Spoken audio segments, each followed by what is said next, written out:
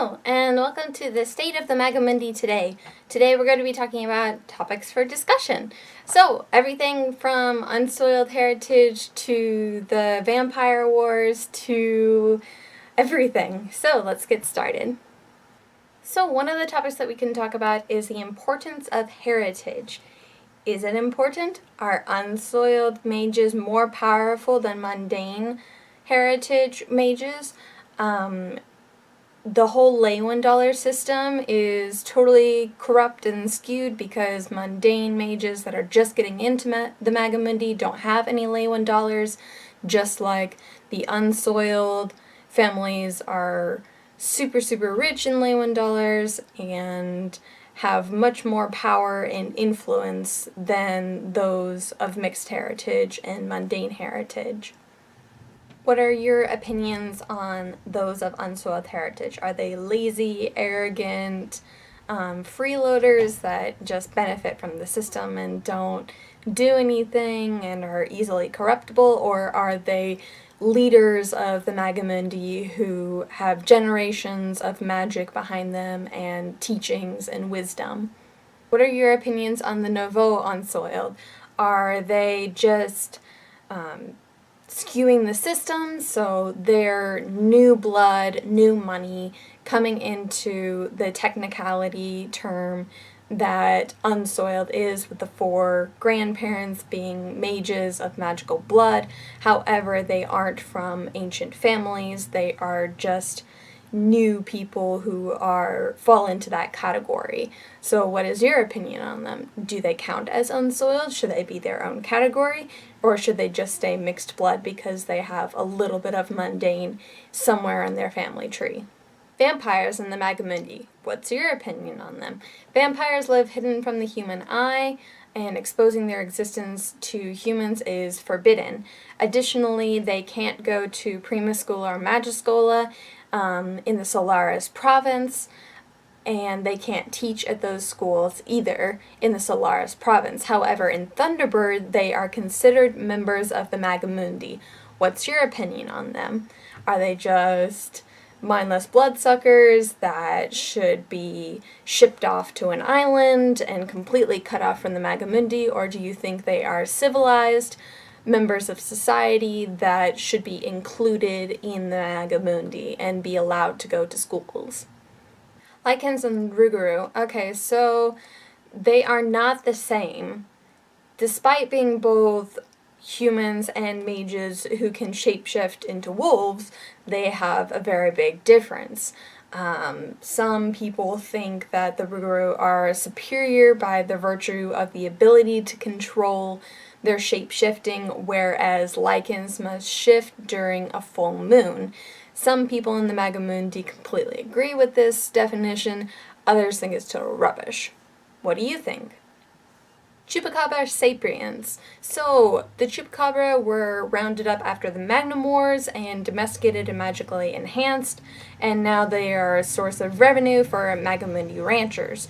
So, however, recent research has come out that they are sentient beings, meaning that all of this training to become wardens of the Avernus Prison is inhumane, and also harvesting them for potion ingredients is downright unacceptably cruel.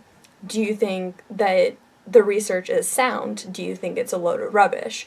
Do you think that we should just continue to treat them as wards of the prison, or do you think that we should try and integrate them into society?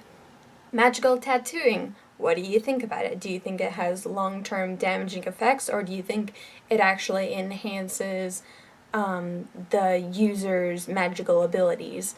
Do you think that it's right to mess with our own DNA in order to give us more power, or do you think that we should be left as we are, all natural, dealing with what we have been given? The Slager Specter. Okay, so in the 1920s until 1934, the Magimundi was terrorized by the exploits of a notorious dark wizard, Jack Slager, and his followers, the Gorecasters. So, as we know, Jack Slager was put in prison and captured. His signature and the Gorecasters' signature style was a particular mark that they left, and also the slag rods. So, slag rods, they were specialized in a soul-searing curse, which kills the victim and eliminates all possibility of a ghost arising. Recently, although Jack Slager still remains in Avernus Prison, we have been seeing remnants of the soul-searing curse popping up, and also Slager rods going on the black market. What do you think about this? Do you think he's coming back? Do you think that there's an uprising? Do you think that somebody is just mimicking him as a sort of twisted, ideological, sort of crazy thing? Or do you think that this is a serious threat? Speaking of the Avernus Prison, do you think that it's a humane way to deal with criminals? They are put in poisonous caves, basically, and guarded by vicious creatures. So, and they have no basic contact with the outside world, and you can't go in and visit them unless you have special connections, and the whole secret contracts with Virginia Isle is going on, which we have no idea what's going on behind the scenes, and it's basically a moneymaker for ranchers. Is that humane? Is that right? So what do you think of Avernus Prison? Should there be a different way that we should deal with criminals? Speaking of Virginia Isle, what do you think about it? It is independent from the Magimundi, meaning that most of the laws in the Magimundi, they don't follow them. And in order to deal with criminals, they basically just throw them off the island, which is a floating island in the sky. They just sort of toss them overboard. That's how they deal with criminals. There's no prison. They don't send them to prison, even though they have contracts with them. They just deal with it themselves. And they have a council, sort of, but it's not democratic at all. It's more of a monarchy controlled by 5 families. Despite their philanthropic efforts and the number of millions of Leyland dollars, they are holding the highest percentage of all of the Leyland dollar currency in the Magimundi. The Magimundi provinces are in serious debt to Virginia Isle, and Virginia Isle controls most of the stock market and whatnot. So how do we feel about a lawless, well, not a lawless, but an independent entity from the Magimundi that is unable to be controlled by their laws, controlling so much of the Magimundi?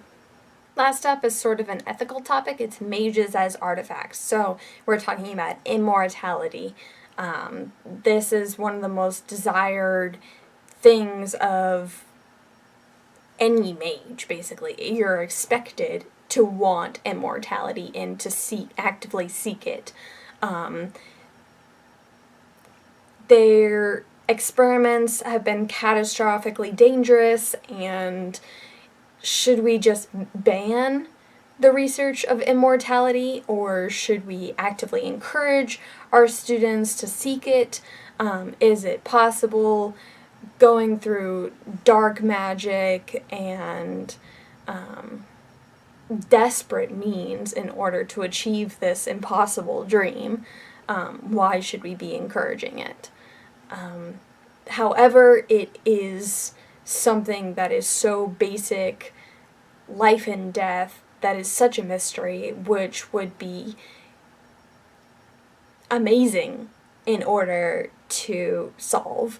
So should we encourage those to solve mysteries of the deep theoretical natures of the world, or should we actively discourage them from attempting dangerous things?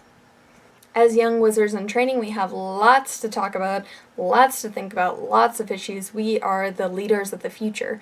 So all of these topics are kind of heavy, but necessary to talk about. Of course, we can just talk about the latest sports, wizarding sports, and food, and candy, and who's taking who to the ball and whatnot. But if you want some really in-depth, serious conversation, these are just some of the ideas that you can entertain yourself with. Thanks for watching. The next video is probably going to be about history or terms like family names and things like the Avernus Prison that you need to know the name of, things like that. So, see you next time.